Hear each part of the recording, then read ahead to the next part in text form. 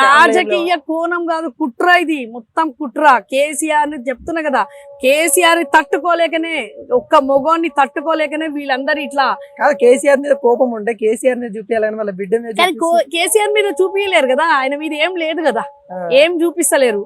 ఇలా అక్కను టార్గెట్ చేసిండ్రు, అలా ఎవరో అక్క పేరు మీద చెప్పిండ్రు అది ఇది అని చెప్పేసి అక్కను టార్గెట్ చేసిండ్రు. అంతకుమించి ఇంకా ఎక్కడ ఏమి లేదు. మళ్ళా మా కవితక్క మళ్ళీ ముత్యం లాగానే బయటకు వస్తుంది. తెలంగాణ బిడ్డ ఎట్లయితే ఉద్యమాల గడ్డ మీద ఆమె చూపించిందో ఈ రోజు మళ్ళీ ఖచ్చితంగా మా కవితక్క అట్లనే వస్తుంది. ఎన్నో ఇట్లాంటి ఎదుర్కొన్నది ఆమె. 2 సంవత్సరాల నుంచి తనని ఎంత చిత్రవద చేపిస్తుందో ఆ ప్రతి ఆడపిల్ల చూస్తున్నది.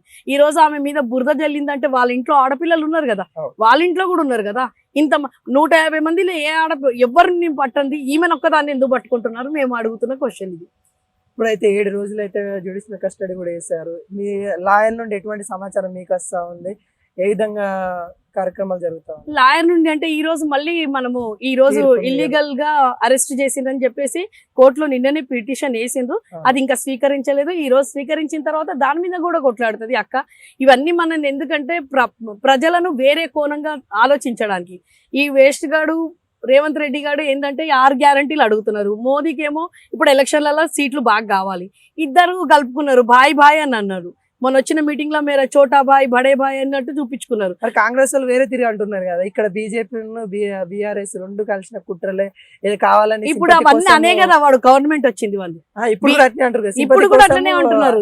జైలుకు పంపించారు. అట్లా సింపతి చూపించేది ఉంటే మళ్ళీ ఎలక్షన్లు మన ఎమ్మెల్యే ఎలక్షన్స్ అప్పుడే చూపించేది. అట్లా చూపించుకునేది ఉంటే పబ్లిక్ అంతా పిచ్చోళ్ళు అయితే కాదు కదా.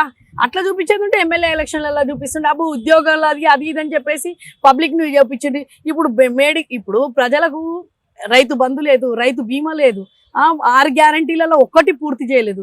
ఎలక్షన్ కోడ్ అన్నావు, అయిపోయింది. ఇది అయిపోయిన తర్వాత ఇంకోటి కోణం చూపించాలి కదా, కవితక్క మీద చూపించాలి. బండి సంజయ్ ఒక 1 year 2 ఏళ్ల నుంచే చెప్తున్నాడు కవితక్కను అరెస్ట్ చేస్తారు, కవితక్కను అరెస్ట్ ఇవన్నీ వీళ్ళ ప్లానింగ్ తోనే చేసిండ్రు.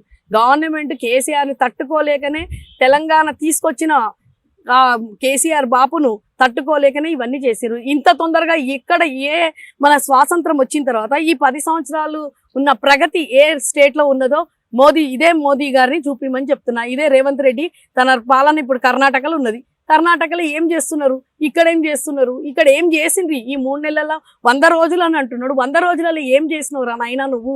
100 రోజులలో నేను 6 గ్యారంటీలు ఎక్కడ చేసినావు? అది చెప్పడం మట్టుగా ఇంకేం లేదు. ఒక బస్సు మాత్రం ఒకటి చూపిస్తున్నాడు. ఆ బస్సులో కూడా కొట్టుకోవడం తిట్టుకోవడం తప్ప రోజు ఎంతమంది తిరుగుతారు బస్సులలో? రోజు ఎంతమంది తిరుగుతారు? ఈ రోజు వైట్ రేషన్ కార్డులు అంటున్నాం. వైట్ రేషన్ కార్డులలో మనకు 30 లక్షల మందికి మీరు లబ్ధిదారులు అన్నట్టు అంటున్నారు. అంటే ఇంకా 60 లక్షల మంది ఎక్కడ పోవాలి? అంటే లబ్ధిదారులు కారా వాళ్ళు? రేవంత్ రెడ్డి గారిని అడుగుతున్నా, ఇప్పుడు 60 లక్షల మంది లబ్ధిదారులు కారా?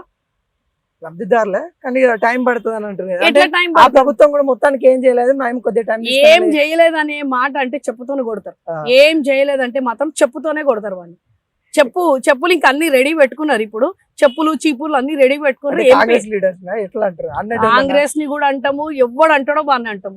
ప్రగతి లేదు, ఏమి స్కీములు రాలేదంటే మాత్రం చెప్పుతోనే కొడతారు. కొంతమంది అంటారు తండ్రి ఏమో నీళ్ళ మీద దోచుకున్నారు, బిడ్డ ఏమో లిక్కర్ మీద దోచుకున్నారు అంటా.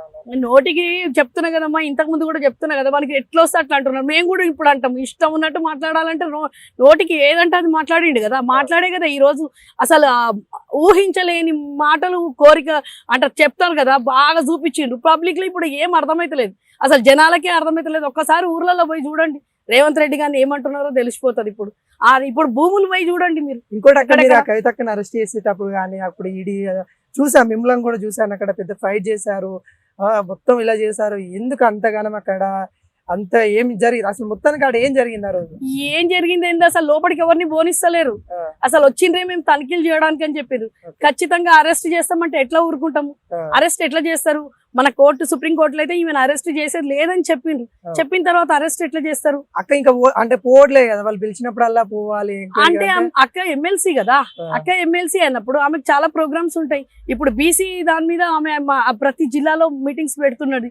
మేము మొన్ననే అక్కకు ఒక 2 రోజుల ముందు తన బర్త్డే 12వ తారీఖు మేము నల్లగొండ పోయినాం. నల్లగొండలో పోయి బీసీ దాని మీద మేము మీటింగ్స్ పెడుతున్నది. కాబట్టి ప్రోగ్రామ్స్ ఉన్నాయి కాబట్టి దానికి టైం ఇవ్వమని చెప్పిండ్రు. టైం ఉన్నప్పుడు ఖచ్చితంగా వస్తారు. ఇంతకుముందు 2 సార్లు పోయేసి వచ్చినాం కదా, గల్లీ అంటే ఢిల్లీకి పోయి 2 సార్లు అక్కడ 1 వీక్ ఉండి తన కోర్టు అదంతా చూసుకొనే వచ్చింది అక్క. ఇప్పుడు కూడా టైం ఇవ్వమని చెప్పింది, అంతేగాని పోవడానికి పోక్కోవడానికి ఆమె ఎప్పుడు అధైర్యపడలేదు, ధైర్యంగా పోయింది, ధైర్యంగా మళ్ళీ వచ్చింది అక్క. ఇప్పుడు మొత్తానికి ఏం చెప్తారు అక్క ఈ కవితక్క కేసులో లిక్కర్ స్కామ్ అంటారు కానీ మొత్తానికి ఒక నువ్వేం చెప్పదలుచుకున్నావు ఈ ఉందంటే ఎట్లా ఉన్నది అంటే తెలంగాణలో ఈ రోజు 10 సంవత్సరాలు చేసిన సీఎం బిడ్డకే భద్రత లేదు, ఖచ్చితంగా భద్రత లేదు. ఇప్పుడు ఈ రోజు మహిళను అంటే మహిళ ఇది చేసింది అది చేసింది అంటే ఏ మహిళలు ఏ బీజేపీ దాంట్లో చేయలేదా? ఇప్పుడు బీజేపీ దాంట్లో తీయమని చెప్పు, కాంగ్రెస్ దాంట్లో తీయమని చెప్పండి. ఎవరు అందరు శుద్ధ పూసలు ఉన్నారు అందులో, శుద్ధ పూసున్న వాళ్ళు ఎవరో చెప్పండి. ఈ రోజు గవర్నమెంట్ వాళ్ళది ఉన్నదని చెప్పేసి అదే మా గవర్నమెంట్ 10 సంవత్సరాలు ఉన్నప్పుడు కేసీఆర్ బాబు ఇట్లానే అందరు తీపిస్తే అందరు జైళ్ళలో ఉంటుండే. తిహార్ జైలల్లో ఇక్కడ మన కాచిగూడ ఇప్పుడు ఉన్నది కదా మన దగ్గర, అది ఆ జైళ్ళల్లో ఉంటుండే. అప్పుడు ఎవరిని పట్టించుకోలేదు సారు, ఎందుకంటే మనం ప్రగతి చూపించాలని చెప్పేసి అన్నాడు. ఈ రోజు ప్రతి లీడర్ దాంట్లో బీజేపీలో అందరు శుద్ధ పూసలు ఉన్నారు అమ్మ, ఎంతమంది లేరు. ఇదే అమిత్ షా తడిపారు ఆయన అమిత్ షా కాదా? అమిత్ షా వాళ్ళ కొడుకు ఎట్లా పదవులు వచ్చినాయి, ఎట్లా ఉన్నారు, కుటుంబ పాలన అని కూడా చెప్పేసి అన్నారు. ఈ రోజు రేవంత్ రెడ్డి మొత్తం రెడ్డిలే ఉన్నారు, మొత్తం రెడ్డిలే ఉన్నారు, రెడ్డి పాలన నడుస్తున్నది. ఇప్పుడు ఎవడనాలి వాళ్ళు, ఏమనాలి ఇప్పుడు? అప్పుడు కుటుంబ పాలన కేసీఆర్ కుటుంబం వాళ్ళ అన్నులు ఉన్నాడు, కొడుకున్నాడు. కేసీఆర్ ఉద్యమంలో ఉన్నారు, వాళ్ళు ఉద్యమంలో ఉన్నారు కాబట్టి మళ్ళీ తర్వాత ఉన్నారు అంతే ఆ నలుగురు.